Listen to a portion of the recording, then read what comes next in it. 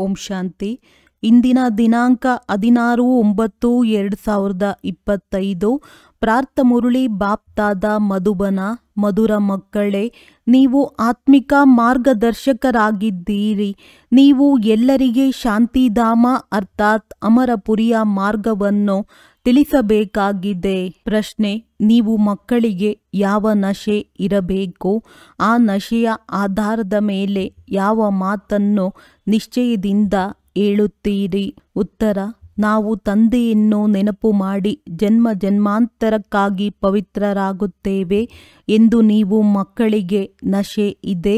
ಆದ್ದರಿಂದ ನೀವು ನಿಶ್ಚಯದಿಂದ ಹೇಳುತ್ತೀರಿ, ಬಲೆ ಎಷ್ಟಾದರೂ ವಿಘ್ನಗಳು ಬರಲಿ, ಆದರೆ ಸ್ವರ್ಗದ ಸ್ಥಾಪನೆಯಂತೂ ಅವಶ್ಯವಾಗಿ ಆಗಿಯೇ ಆಗುವುದು. ಹೊಸ ಪ್ರಪಂಚದ ಸ್ಥಾಪನೆ ಮತ್ತು ಹಳೆಯ ಪ್ರಪಂಚದ ವಿನಾಶವಾಗಲೇಬೇಕಾಗಿದೆ.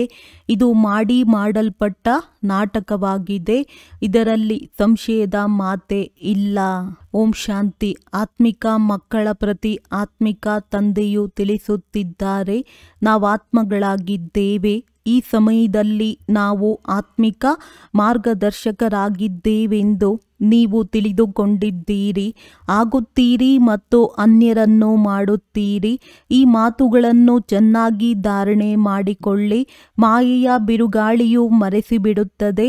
ಪ್ರತಿನಿತ್ಯವೂ ಬೆಳಗ್ಗೆ ಸಂಜೆ ಈ ವಿಚಾರ ಮಾಡಿ, ಈ ಅಮೂಲ್ಯ ರತ್ನಗಳು ಅಮೂಲ್ಯ ಜೀವನಕ್ಕಾಗಿ ಆತ್ಮಿಕ ತಂದೆಯಿಂದ ಸಿಗುತ್ತದೆ. ಆದ್ದರಿಂದ ಆತ್ಮಿಕ ತಂದೆಯು ತಿಳಿಸುತ್ತಾರೆ, ಆತ್ಮಿಕ ಮಕ್ಕಳೇ, ನೀವೀಗ ಮುಕ್ತಿಧಾಮದ ಮಾರ್ಗವನ್ನು ತಿಳಿಸಲು ಆತ್ಮಿಕ ಮಾರ್ಗದರ್ಶಕರಾಗಿದ್ದೀರಿ. ಇದು ಅಮರಪುರಿಯಲ್ಲಿ ಹೋಗುವ ಸತ್ಯವಾದ ಅಮರ ಕಥೆಯಾಗಿದೆ. ಅಮರಪುರಿಯಲ್ಲಿ ಹೋಗುವುದಕ್ಕಾಗಿ ನೀವು ಪವಿತ್ರರಾಗುತ್ತಿದ್ದೀರಿ. ಆದ್ದರಿಂದ ಅಪವಿತ್ರ ಭ್ರಷ್ಟಾಚಾರಿ ಆತ್ಮವು ಅಮರಪುರಿಯಲ್ಲಿ ಹೇಗೆ ಹೋಗುವುದು? ಮನುಷ್ಯರು ಅಮರನಾಥ ಯಾತ್ರೆಗೆ ಹೋಗುತ್ತಾರೆ. ಸ್ವರ್ಗವನ್ನು ಅಮರನಾಥಪುರಿ ಎಂದು ಹೇಳುತ್ತಾರೆ. ಅಂದ ಮೇಲೆ ಅಮರನಾಥನು ಒಬ್ಬರೇ ಇರುವರೇ? ನೀವೆಲ್ಲ ಆತ್ಮವು ಅಮರಪುರಿಗೆ ಹೋಗುತ್ತಿದ್ದೀರಿ. ಅದು ಆತ್ಮಗಳ ಅಮರಪುರಿ, ಪರಮಧಾಮವಾಗಿದೆ. ಆದರೆ ಶರೀರದ ಜೊತೆ ಅಮರಪುರಿಯಲ್ಲಿ ಸತ್ಯಯುಗ ಬರುತ್ತೀರಿ. ಅಲ್ಲಿಗೆ ಯಾರು ಕರೆದುಕೊಂಡು ಹೋಗುವರೋ? ಪರಮಪಿತ ಪರಮಾತ್ಮನು ಎಲ್ಲ ಆತ್ಮಗಳನ್ನು ಕರೆದುಕೊಂಡು ಹೋಗುತ್ತಾರೆ. ಅದಕ್ಕೆ ಅಮರಪುರಿ ಎಂದು ಹೇಳಬಹುದಾಗಿದೆ. ಆದರೆ ಸರಿಯಾದ ಹೆಸರು ಶಾಂತಿಧಾಮವೆಂದಾಗಿದೆ. ಅಲ್ಲಿಗೆ ಎಲ್ಲರೂ ಹೋಗಲೇಬೇಕಾಗಿದೆ. ನಾಟಕದ ಪೂರ್ವನಿಶ್ಚಿತ ನಾಟಕವನ್ನು ಯಾರೂ ಬದಲಾಯಿಸಲು ಸಾಧ್ಯವಿಲ್ಲ. ಇದನ್ನು ಚೆನ್ನಾಗಿ ಬುದ್ಧಿಯಲ್ಲಿ ಧಾರಣೆ ಮಾಡಿಕೊಳ್ಳಿ. ಮೊದಲನೆಯದಾಗಿ ಆತ್ಮನೆಂದು ತಿಳಿದುಕೊಳ್ಳಿ. ಪರಮಪಿತ ಪರಮಾತ್ಮನೂ ಸಹ ಆತ್ಮನೇ ಆಗಿದ್ದಾರೆ. ಕೇವಲ ಅವರಿಗೆ ಪರಮಾತ್ಮನೆಂದು ಹೇಳುತ್ತಾರೆ. ಅವರೇ ನಮಗೆ ತಿಳಿಸುತ್ತಿದ್ದಾರೆ. ಅವರು ಜ್ಞಾನಸಾಗರ, ಪವಿತ್ರತೆಯ ಸಾಗರನಾಗಿದ್ದಾರೆ. ಈಗ ಮಕ್ಕಳನ್ನು ಪವಿತ್ರರನ್ನಾಗಿ ಮಾಡಲು ಶ್ರೀಮತ ಕೊಡುತ್ತಾರೆ. ಮಕ್ಕಳೇ, ನನ್ನೊಬ್ಬನನ್ನೇ ನೆನಪು ಮಾಡಿದರೆ ನಿಮ್ಮ ಜನ್ಮ ಜನ್ಮಾಂತರ ಪಾಪಗಳು ಕಳೆಯುತ್ತವೆ. ನೆನಪಿಗೆ ಯೋಗವೆಂದು ಹೇಳಲಾಗುತ್ತದೆ. ನೀವಂತೂ ಮಕ್ಕಳಲ್ಲವೇ? ಅಂದಾಗ ಮಕ್ಕಳು ತಂದೆಯನ್ನು ನೆನಪು ಮಾಡಬೇಕಾಗಿದೆ. ನೆನಪಿನಿಂದಲೇ ದೋಣಿಯು ಪಾರಾಗುವುದು.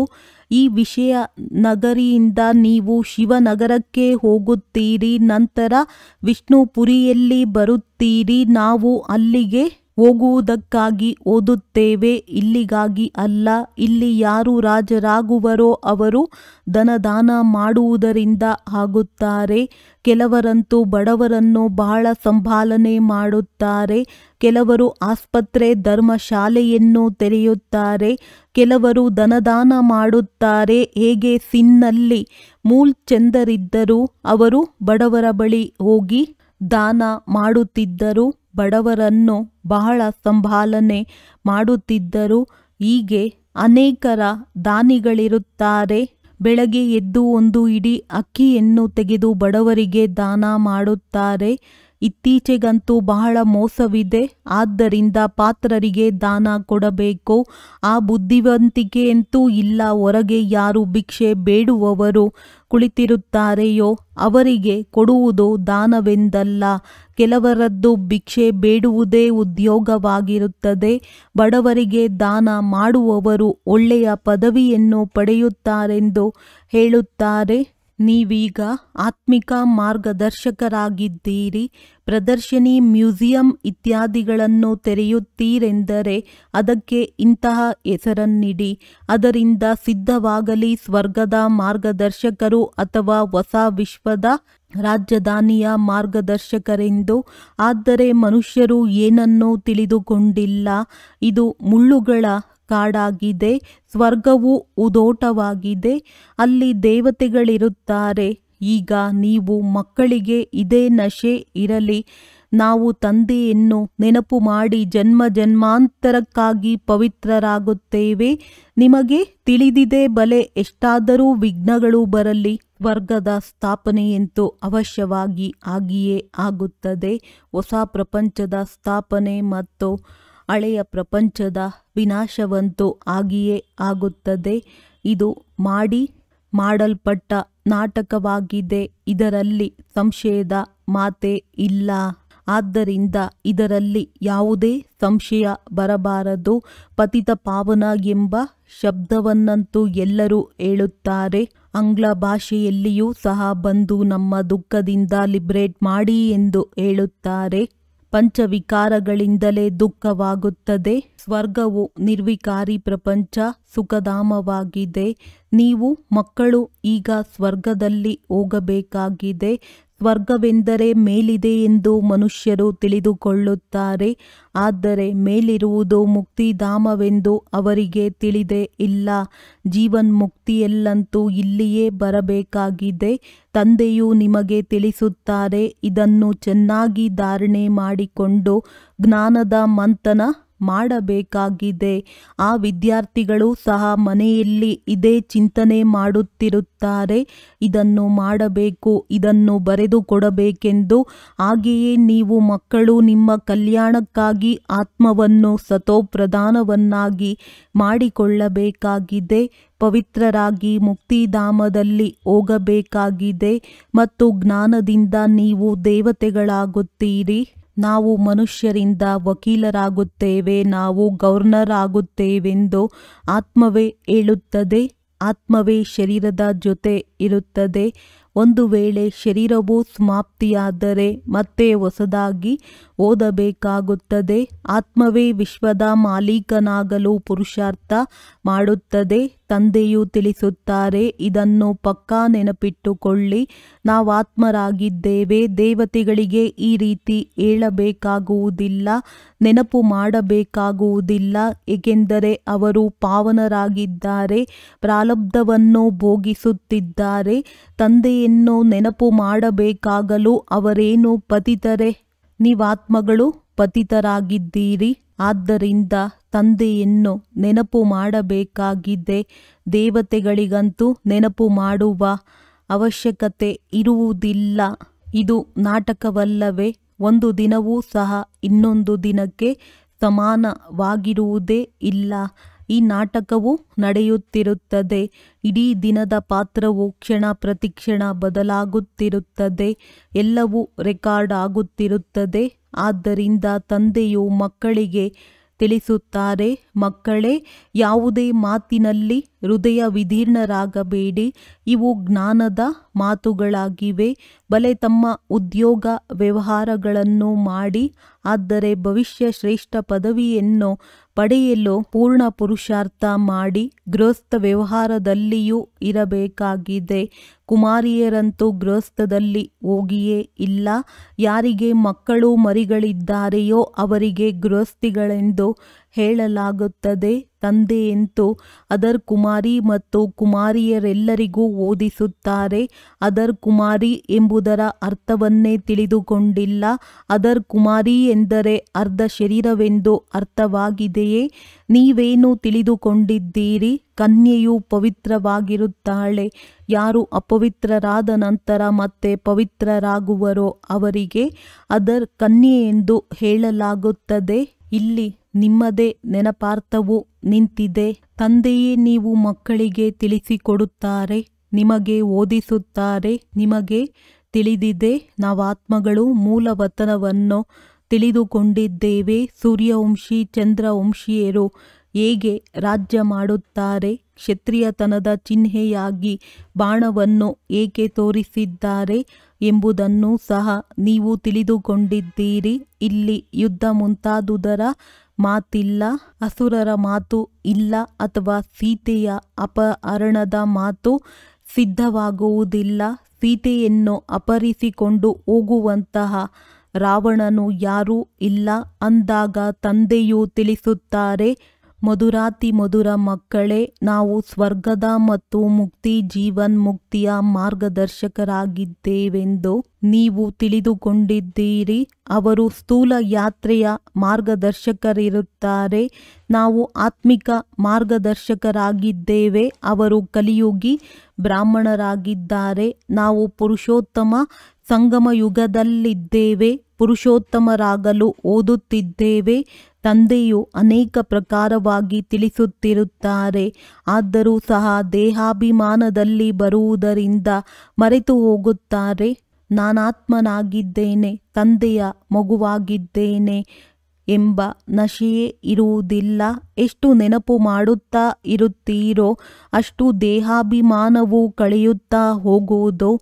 ತಮ್ಮನ್ನು ಸಂಭಾಲನೆ ಮಾಡಿಕೊಳ್ಳುತ್ತಾ ಇರಿ. ನೋಡಿಕೊಳ್ಳಿ, ನನಗೆ ದೇಹಾಭಿಮಾನವು ಕಳೆದಿದೆಯೇ? ನಾವೀಗ ಹೋಗುತ್ತಿದ್ದೇವೆ, ನಂತರ ವಿಶ್ವದ ಮಾಲೀಕರಾಗುತ್ತೇವೆ. ನಮ್ಮ ಪಾತ್ರವೇ ನಾಯಕ ನಾಯಕಿಯ ಪಾತ್ರವಾಗಿದೆ. ಯಾರಾದರೂ ವಿಜಯಿಗಳಾದಾಗ ಅವರಿಗೆ ಹೀರೋ ಹೀರೋಯಿನ್ ಎಂದು ಹೆಸರು ಬರುತ್ತದೆ.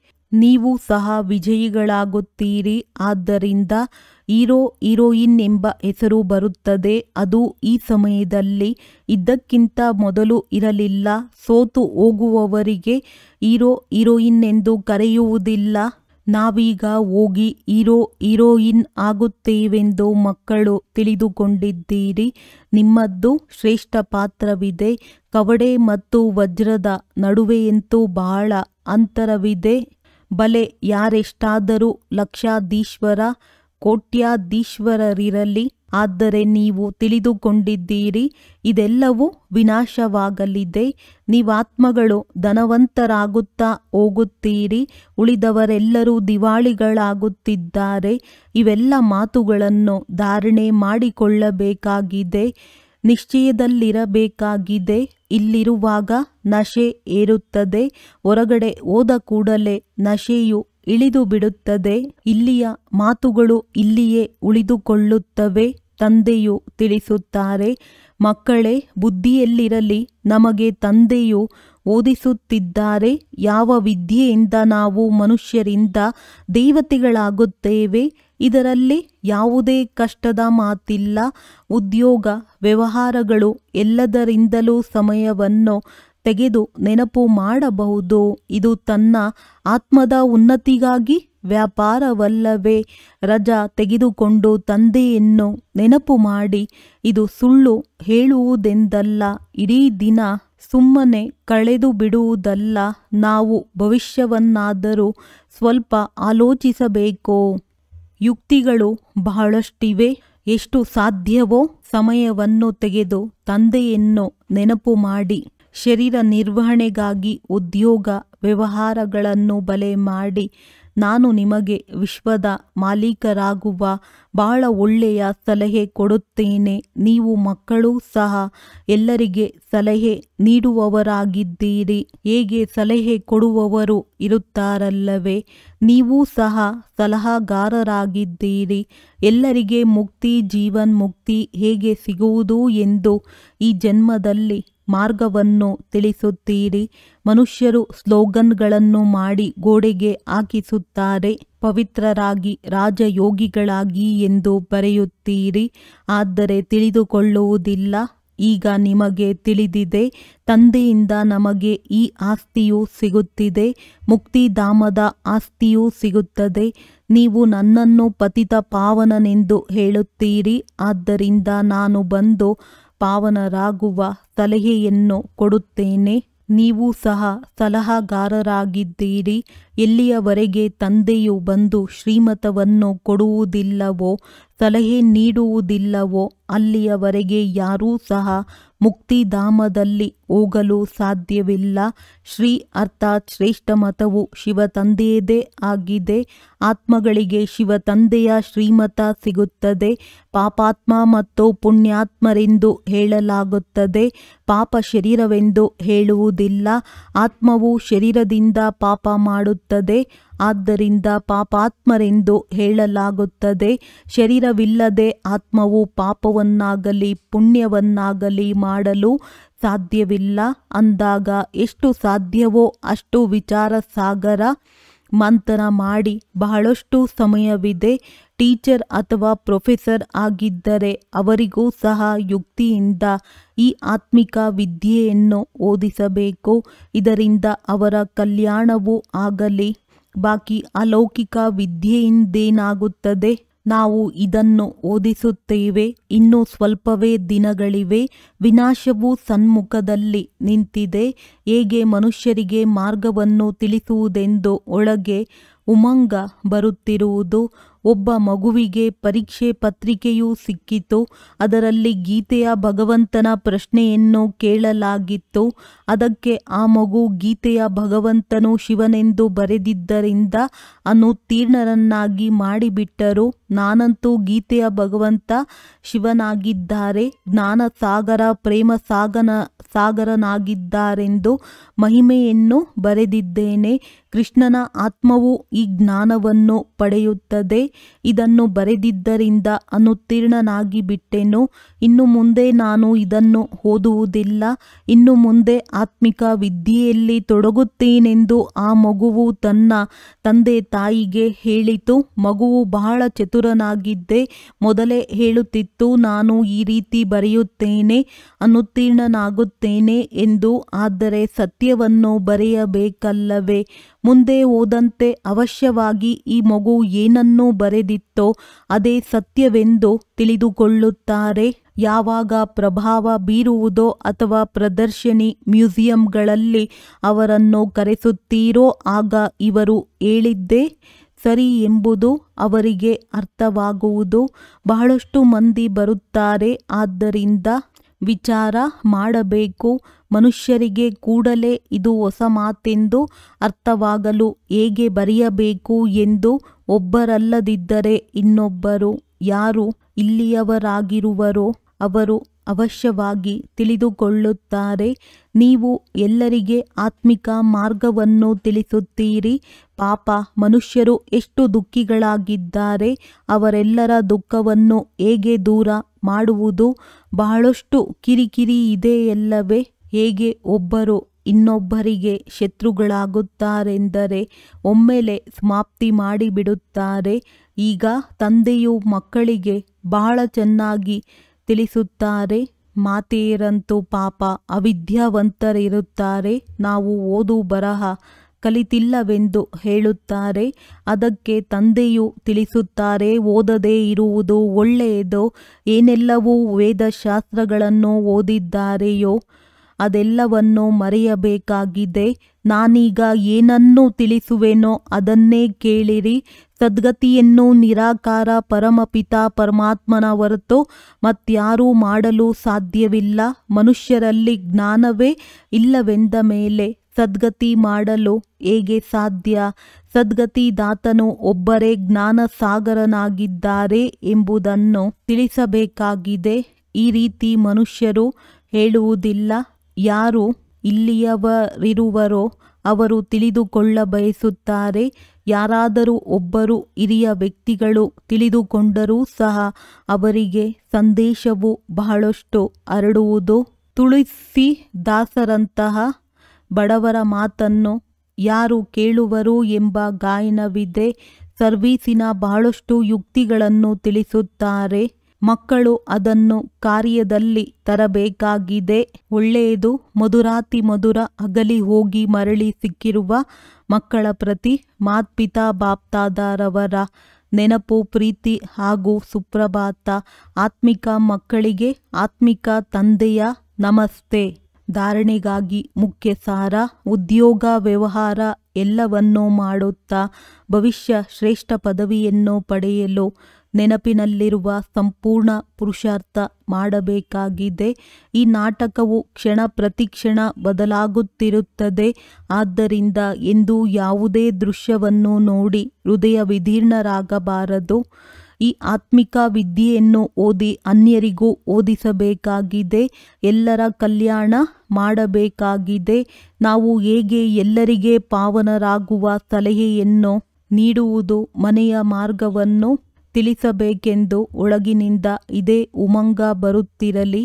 ವರದಾನ: ಸರ್ವ ಸಂಬಂಧದ ಸಹಯೋಗದ ಅನುಭೂತಿಯ ಮುಖಾಂತರ ನಿರಂತರ ಯೋಗಿ, ಸಹಜ ಯೋಗಿ ಭವ.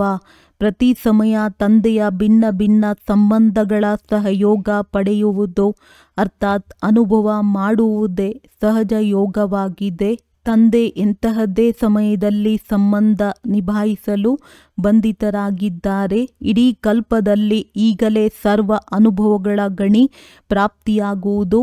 ಆದ್ದರಿಂದ ಸದಾ ಸರ್ವ ಸಂಬಂಧಗಳ ಸಹಯೋಗವನ್ನು ಪಡೆಯಿರಿ ಮತ್ತು ನಿರಂತರ ಯೋಗಿ, ಸಹಜ ಯೋಗಿಗಳಾಗಿ. ಏಕೆಂದರೆ ಯಾರು ಸರ್ವ ಸಂಬಂಧಗಳ ಅನುಭೂತಿ ಅಥವಾ ಪ್ರಾಪ್ತಿಯಲ್ಲಿ ಮಗ್ನರಾಗಿರುತ್ತಾರೆ ಅವರು ಹಳೆಯ ಜಗತ್ತಿನ ವಾತಾವರಣದಿಂದ ಸಹಜವಾಗಿ ಉಪರಾಮವಾಗಿ ಬಿಡುತ್ತಾರೆ. ಸ್ಲೋಗನ್: ಸರ್ವಶಕ್ತಿಯಿಂದ ಸಂಪನ್ನರಾಗಿರುವುದು ಇದೇ ಬ್ರಾಹ್ಮಣ ಸ್ವರೂಪದ ವಿಶೇಷತೆಯಾಗಿದೆ.